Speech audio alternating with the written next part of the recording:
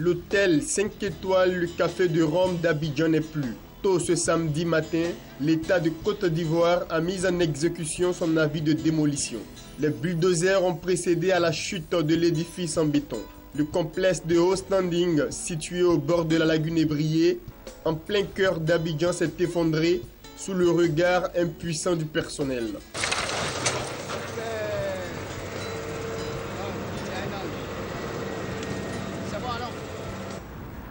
Vous constatez avec nous, hein? La machine est derrière, elle détruit tout sur son passage. C'est simple.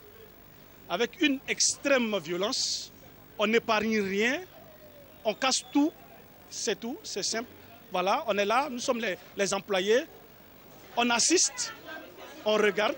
Impuissant, on ne peut rien faire, on regarde, voilà. Cette maison, nous l'avons bâtie pratiquement 12 ans. Nous avons fait ici 12 ans. 12 ans, nous avons vu naître cette maison. C'est nous qui l'avons bâtie, cette maison, 12 ans. Et aujourd'hui, nous assistons à sa démolition.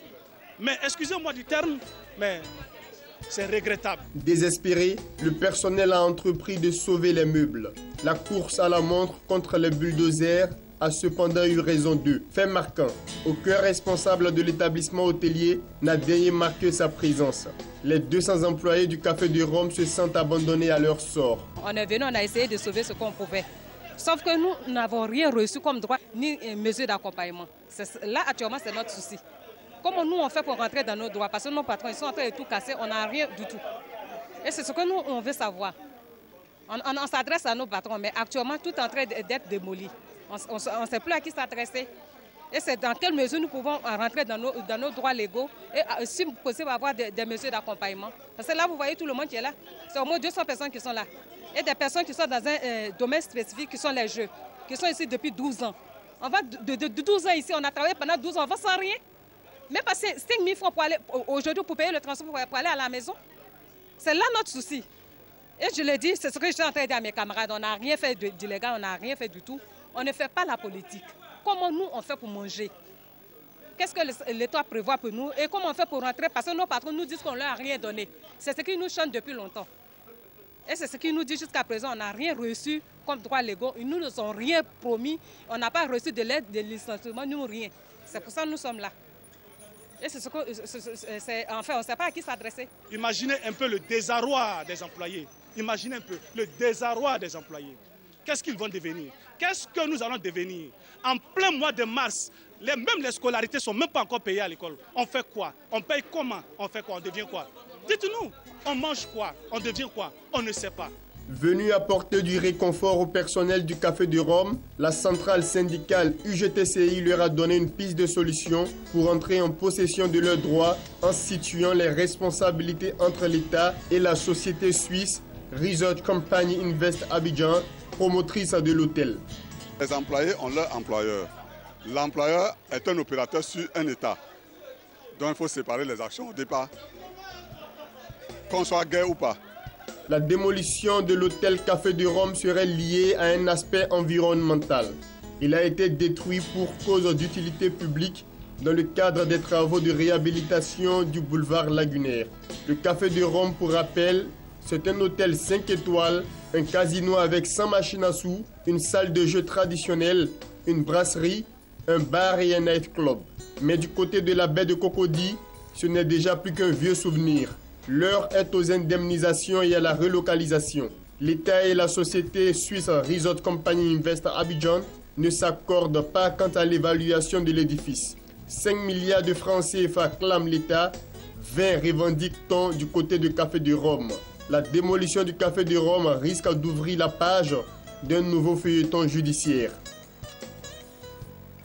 La deuxième édition du Forum de l'emploi et de l'entrepreneuriat féminin a été une occasion pour des milliers de femmes d'afficher leurs ambitions en Côte d'Ivoire. Elles veulent être présentes dans tous les secteurs d'activité avec une représentation de 50%. Elles veulent aussi entreprendre mais rencontrent certaines difficultés. On a des difficultés à se faire financer par les banques et c'est vraiment le problème qui est là. Et puis les impôts, dès que tu ouvres une entreprise nette, ils sont collés à ta pauvre. Déjà, ils veulent prendre leurs droits, alors que bon, tu n'as même pas encore décollé en tant que tel. Donc j'aimerais qu'on ouvre, on fasse une ouverture, une largesse aux femmes pour qu'au moins 2 ans après l'ouverture, on puisse nous taxer. Mais tu ne peux pas ouvrir en même temps le même mois et puis on t'appelle en même temps, tu dois payer les impôts. Et tu prends l'argent où? Surtout même que tu n'as pas été financé.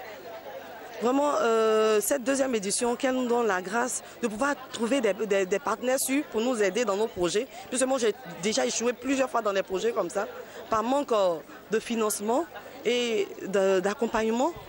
Et puis les impôts vraiment qui nous aident. Ce problème de financement pourrait prendre fin avec des innovations apportées à cette 2e édition du Forum de l'emploi et de l'entrepreneuriat féminin. Le Carrefour de l'emploi qui est là pour permettre à toutes celles qui cherchent de l'emploi de pouvoir postuler. Et c'est une vraie réussite parce que l'année dernière, il y a des femmes qui ont eu du travail. À part ça, il y a des rencontres B2B. Donc on a agrandi les espaces de réseautage pour permettre aux femmes de s'associer et pour faire des affaires. Cette année, on va pouvoir présenter des projets à une banque qui s'est exprimée volontaire pour pouvoir financer des projets. Mais l'année prochaine, il y aura des financiers qui seront au forum pour recevoir des projets sur place. Donc on est déjà en train de travailler dessus pour permettre aux femmes d'avoir accès à des sources de financement beaucoup plus intéressantes. Les femmes de Côte d'Ivoire sont conscientes de leur potentialité et veulent prendre leurs responsabilités pour saisir les occasions qui s'offrent à elles. Elles veulent donc surpasser les nombreux obstacles qui se dressent sur le chemin du succès avec leurs qualités naturelles. Je pense que le forum est bienvenu. Les femmes attendent beaucoup. Les femmes sont là, elles sont dynamiques, mais elles ne sortent pas, on ne le connaît pas. Avec ce forum, moi, je pense que le forum pourra rassembler les femmes. Le forum pourra aider ces femmes qui veulent apporter, ces femmes qui veulent valoriser tout ce qu'elles savent, mais qui enfouissent en elles, afin de pouvoir être ces femmes dynamiques, ces femmes porteuses de fruits pour la nation et pour, je pense bien, le pays, où l'émergence est prônée dans tous les sens. C'est vraiment un moment où on peut se retrouver pour discuter entre femmes et aussi les femmes déjà compétentes, les femmes au plus haut sommet de ce pays. C'est vraiment un honneur aussi de se fronter à ces femmes-là. Et je pense qu'en se frontant, en discutant avec elles, ça nous amène à être encore plus être porté vraiment vers cette influence-là. Je pense que c'est ce qui me motive le plus et je suis vraiment, comme je dis, très très heureuse de participer à ce forum. En Côte d'Ivoire, rares sont les femmes qui occupent des postes de responsabilité au plus haut sommet. Sur 251 parlementaires, seulement 24 femmes siègent à l'Assemblée nationale et une dizaine sont à la tête des mairies parmi les 197 que compte le pays. Les femmes représentent pourtant 50% de la population ivoirienne.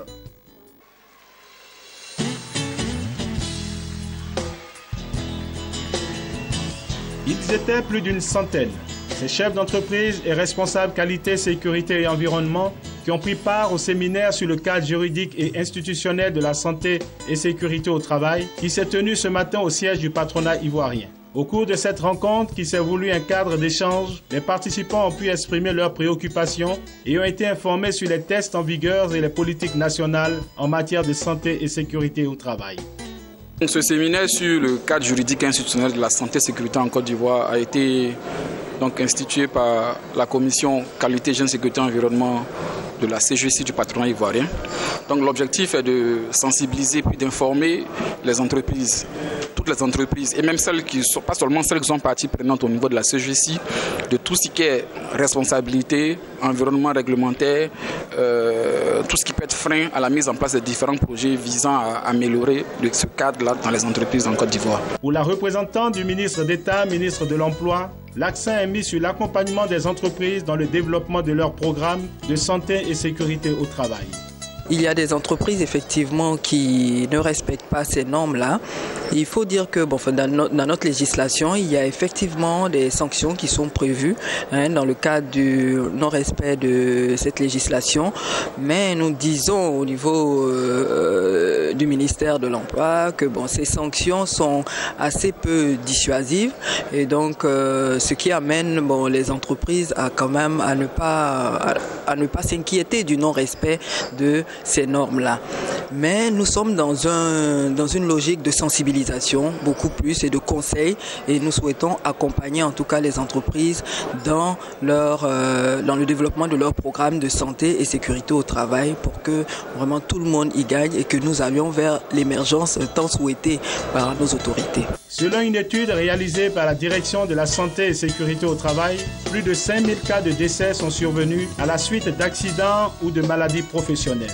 Et près de 21 140 cas d'accidents de travail sont enregistrés tous les ans en Côte d'Ivoire.